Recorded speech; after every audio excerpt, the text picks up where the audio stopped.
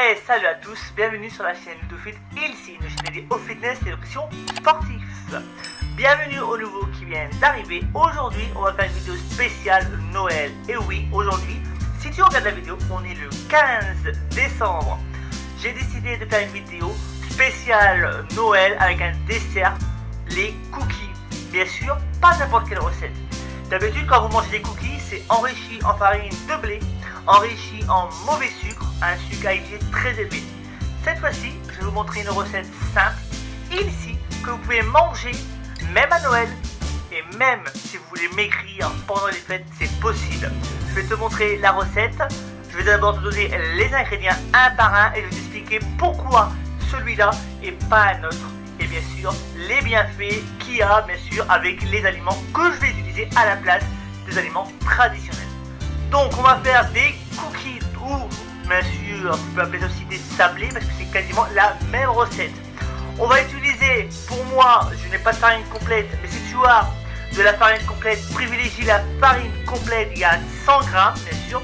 Ou, si tu as de la farine de patate douce, tu peux mettre 100 g de farine de patate douce ou 100 g de farine complète ou de farine de petit épeautre. Attention, la farine de petit épeautre est très compliquée à trouver et ça coûte bonbon.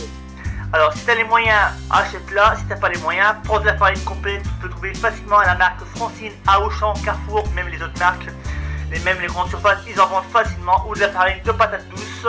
Tu peux retrouver sur Amazon, enfin il y a tellement de magasins que tu peux facilement trouver. À toi de choisir celle que tu préfères. Nous pour l'instant on a mis cette farine là parce que c'est celle qu'on a le plus. On n'a plus de farine complète mais ça ne change pas grand chose.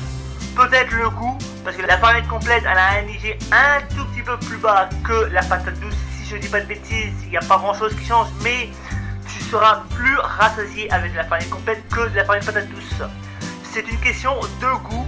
Et bien sûr, de choix personnel, bien sûr. On va rajouter dans les 100 g de farine de la poudre d'amande. Pourquoi la poudre d'amande? Ça permet de donner un peu de goût sans rajouter de calories. Ou très peu, mais de bons nutriments, bien sûr. Ça t'évite de mettre du beurre, des lipides qui sont pas bons ou des mauvais calories.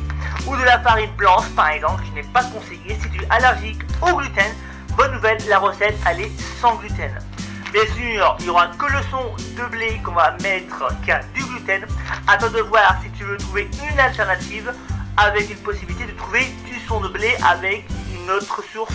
Je ne sais pas si ça existe du son de sarrasin, je ne sais pas, à voir. Mais il faut un truc qui est équivalent au son de blé.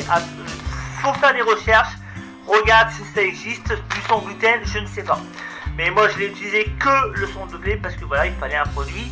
Et j'ai suivi la recette que j'ai trouvée et j'ai bien sûr adapté en fonction de mes objectifs, perdre du poids. Parce que oui, maigrir avec intelligence est bien mieux que maigrir avec aucune intelligence. Car tu peux toujours perdre du poids, même en mangeant des beaux gâteaux comme on va faire là pour une recette spéciale Noël. Parce que oui, tu peux manger plaisir et perdre du poids. Donc on va rajouter bien sûr dans les 100 g de farine, les 50 g de poudre d'amande et bien sûr on va rajouter 50 g de son d'avoine. Donc là c'est du son d'avoine, bien sûr si tu es allergique au gluten, on demande principalement à un diététicien ou un nutritionniste qui te suit, parce que logiquement si tu es intolérant tu dois avoir quelqu'un qui va te suivre je pense, ou un professionnel de la santé qui peut peut-être trouver une alternative avec un ingrédient équivalent qui va te permettre d'avoir les bienfaits du son de blé dans la recette. Ou on remplace par un bonbon de sarrasin qui est sans gluten. Tu le bois en poudre, c'est à peu près la même chose. Ça sera peut-être pas aussi efficace, mais ce sera bien mieux que de perdre du temps ou de chercher des choses. Mais le problème c'est que si tu es allergique au gluten, fais attention quand même parce que voilà, il y aura quelques produits peut-être qui seront à base de gluten, mais il n'y en aura qu'un seul si je dis pas de bêtises dans la recette. Qui dit cookie sablé, on dit sucrant. Sauf que nous, on veut maigrir, on ne veut pas grossir. Or, quand tu achètes des produits, la plupart sont faits avec du sucre blanc. Or, le sucre blanc, c'est un mauvais sucre si c'est mangé avec excès. Bien sûr, la plupart du temps, les industriels, ils s'en foutent de ta santé, ils veulent que le pognon. Et bien sûr, ils vont le transformer, faire des produits ultra transformés, blindés en sucre. Là, on va utiliser du miel qui a un pouvoir sucrant supérieur au saccharose, qui est aussi bien sûr avec de très bonnes valeurs nutritionnelles, qui est bien mieux bien sûr que le sucre blanc. Si tu n'aimes pas le miel, tu peux remplacer le miel par du sucre de coco, du xylitol ou de l'érythritol. À toi de voir en fonction de ton budget et en fonction de ce que tu veux. Dans la recette, on va rajouter un œuf. Nous, on a utilisé des œufs de plein air parce que je veux de l'éthique dans ma recette. Je suis végétarien, donc je fais attention aussi au bien-être animal, ou au moins le plus possible. Et on sait très bien que les œufs de plein air sont de meilleure qualité nutritionnelle, sont un peu plus enrichis en oméga 3 et sont mieux nourris quand même que les œufs en batterie ou qu'on gave d'antibiotiques et on sait pas quoi, parce que malheureusement c'est la vie réelle malheureusement. Deux solutions s'offrent à toi, soit tu les manges nature telles quelles, ou tu rajoutes ce qu'on appelle, je vais le mettre droit quand même, des pépites de chocolat. Là on les a déjà achetées comme ça, c'est pour donner le petit goût gourmand, parce que oui, là faut pas le piquer, on a fait une recette pour maigrir, mais il faut un petit goût plaisir. Si tu veux réduire encore les calories, je t'invite à acheter un chocolat 100% pur beurre de cacao, par exemple le litre à 70%, qui est très bien. Tu le coupes en petits morceaux, ça remplacera les pépites de chocolat et tu pourras faire des cookies au chocolat avec un chocolat quasiment sans sucre, avec que du beurre de cacao et les ingrédients qu'il y a dans le chocolat, et tu vas être content que tu auras un petit goût chocolat sans grossir. Choisis nature au chocolat, tu peux mettre de la noix de coco, ça dépend de toi. Les pépites, ça sera en fonction du goût. Attention, ne mets pas une blende quand même, parce que quand tu vas mélanger, n'oublie pas, ça reste du chocolat et bien sûr ça va fondre. Donc il faudra le mettre, le produit, après avoir fait tout le mélange, le mettre au frigo, bien sûr, pendant quelques minutes, voire quelques heures, ça sera l'idéal. Comme ça vous n'avez plus qu'à l'étaler en porte-piécé, mettre au four.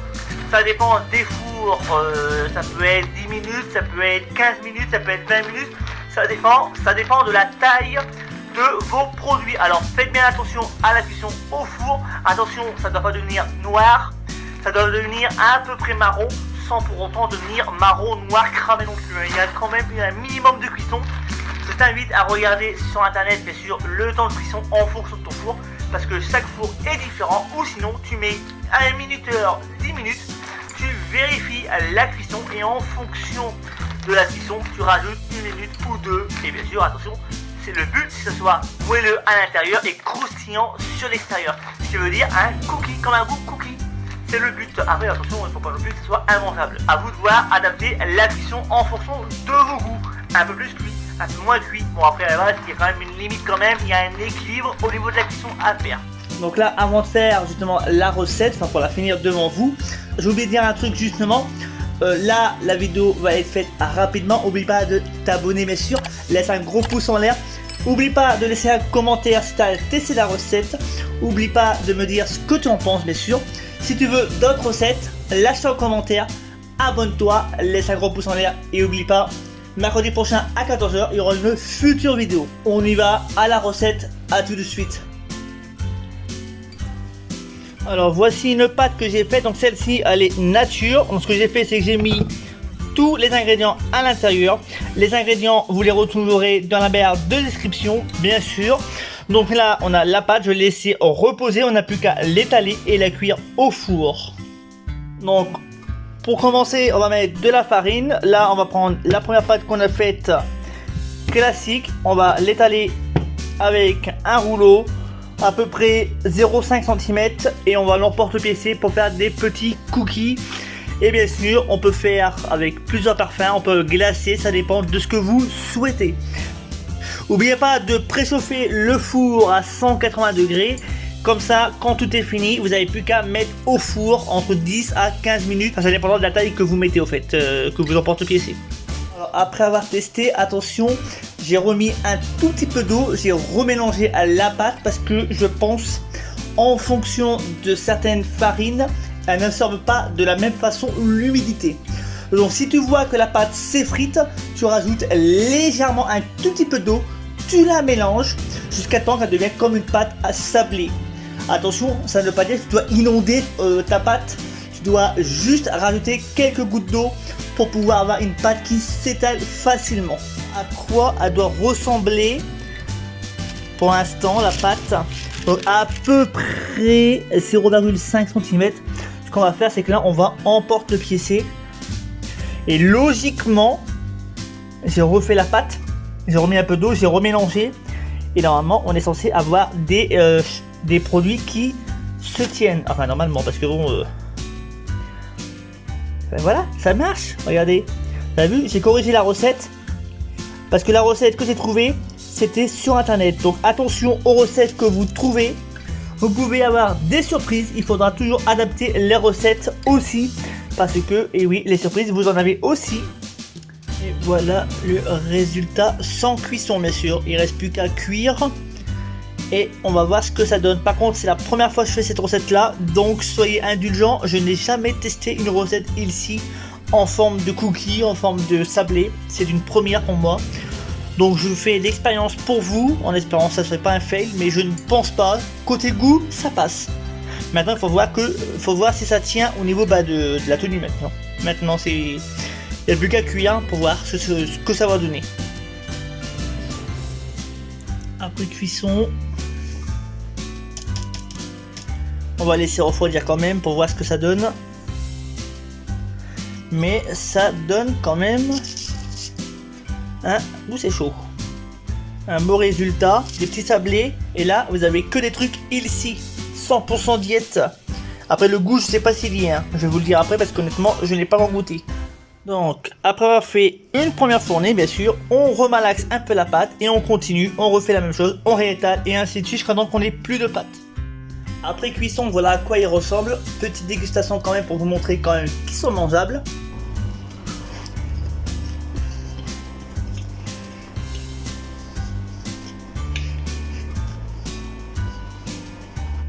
Ah, c'est bon, mais si vous êtes habitué au sucre, ça va vous faire drôle. Vous sentez quasiment pas de sucre et franchement, ça a quand même le goût de sucre.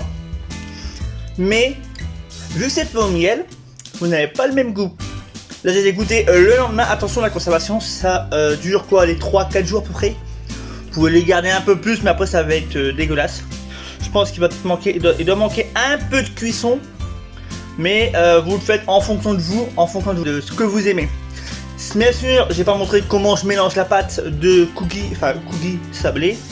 Bien sûr, parce que bon, je pense que vous savez quand même comment faire une pâte à sabler. Hein, vous avez juste à mélanger à la spatule, vous finissez à la main.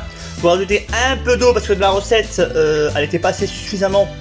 Elle était friable et du coup on l'a pas pu mélanger. Donc moi j'ai rajouté un peu d'eau pour la rendre justement étalable et que ça fasse des formes justement belles à regarder.